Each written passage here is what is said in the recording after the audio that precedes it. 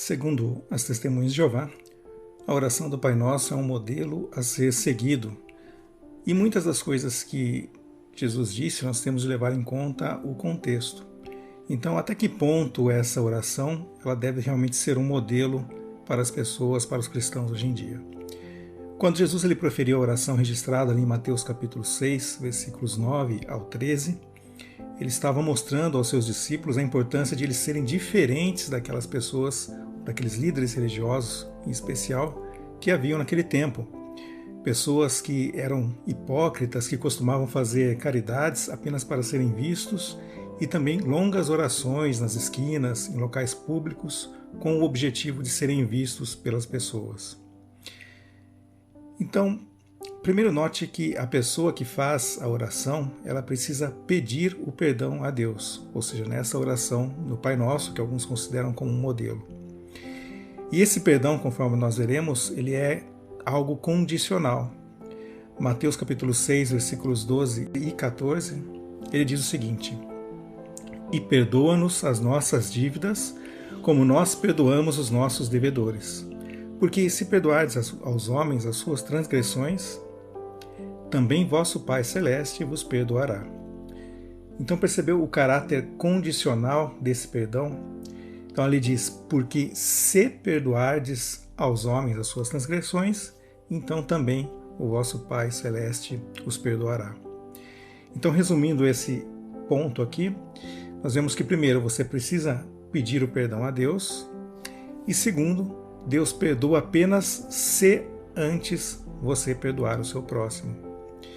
Agora veja como isso contrasta de forma bastante nítida com essas palavras de Jesus, com as palavras que nós vemos mais à frente de Paulo na sua carta aos Efésios.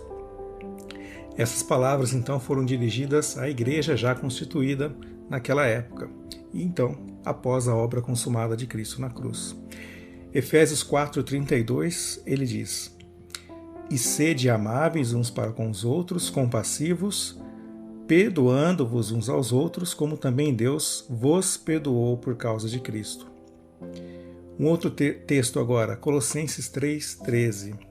Suportando-vos uns aos outros e perdoando-vos uns aos outros, se algum homem tiver queixa contra o outro. Assim como Cristo vos perdoou, assim fazeis vós também.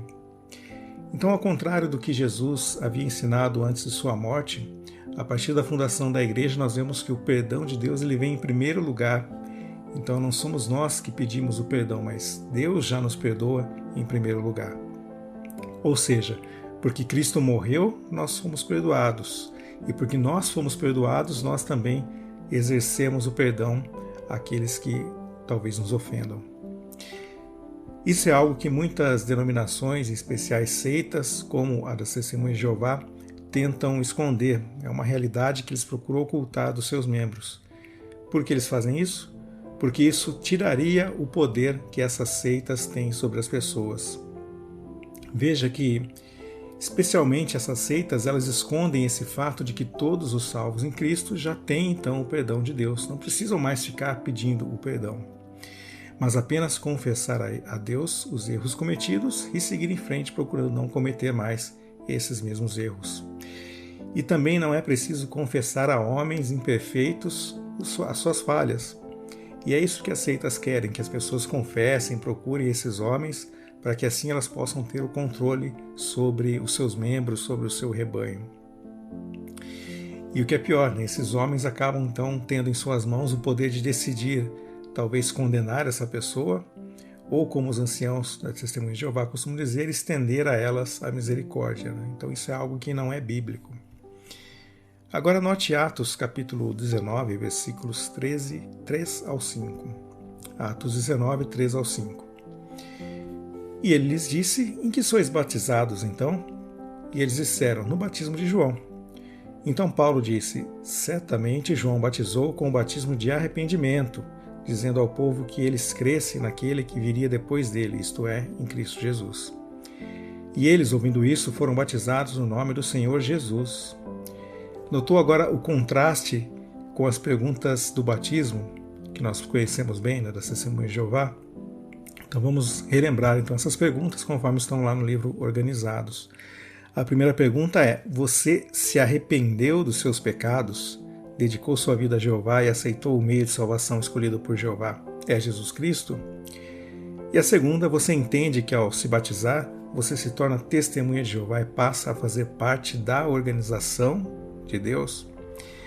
Então vamos recapitular então esses versículos 19, capítulo 19 de Atos, versículos 3 a 5. Então havia ali homens que haviam sido batizados, mas quando questionados eles disseram que foram batizados no batismo de João. E o que foi feito em seguida?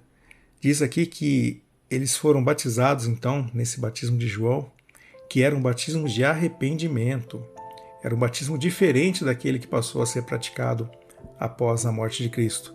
E nós vemos isso a seguir, né? No versículo que nós lemos, diz que eles, ouvindo, foram batizados no nome de Jesus. E esse é o contraste, então. A organização das Testemunhas de Jeová ainda batiza as pessoas em nome de arrependimento, um batismo de arrependimento, assim como João, os judeus faziam. Então é uma organização realmente judaizante. A pergunta diz: você se arrependeu dos seus pecados? Não é preciso fazer esse tipo de pergunta, porque os pecados eles são perdoados a partir a partir do momento que a pessoa ela se converte a Cristo. E principalmente, né, nós vemos que essas perguntas do batismo não incluem nada do Espírito Santo, né, e nem do nome de Jesus Cristo, que é a forma como os cristãos deveriam ser batizados, no nome do Senhor, no nome de Jesus Cristo, como nós vimos ali no versículo 5, e também, é claro, no Espírito Santo.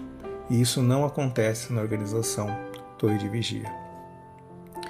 Então, como vimos, os cristãos não devem ser batizados nesse arrependimento de pecados, não devem dedicar a sua vida a Jeová, mas sim confessar com a boca que Jesus é o seu Salvador. Assim estará sendo feita a sua conversão ao cristianismo e assim então eles terão o seu batismo ao nome de Jesus. Entender essa verdade fundamental tira das seitas o poder que elas têm sobre as pessoas também, pois elas precisam que os membros sirvam a uma classe de líderes que fiquem ali tolhidas em sentimentos negativos, achando que talvez não fazem o suficiente, e que se submetam ao controle dos anciãos. É interessante que algo semelhante a isso ocorre também na questão das obras. Pela lei, a bênção ela era algo condicional, assim como o perdão, como nós vimos ali no passado, era algo condicional. Você tinha que pedir o perdão a Deus, e então depois você tinha de perdoar aqueles que transgrediam contra você. Então, pela lei, a bênção era condicional, ou seja, era preciso você fazer algo para receber algo valioso em troca. Então, a iniciativa ela partia sempre da própria pessoa, era a própria pessoa que buscava fazer algo para então receber algo de Deus. Já os cristãos convertidos é o contrário.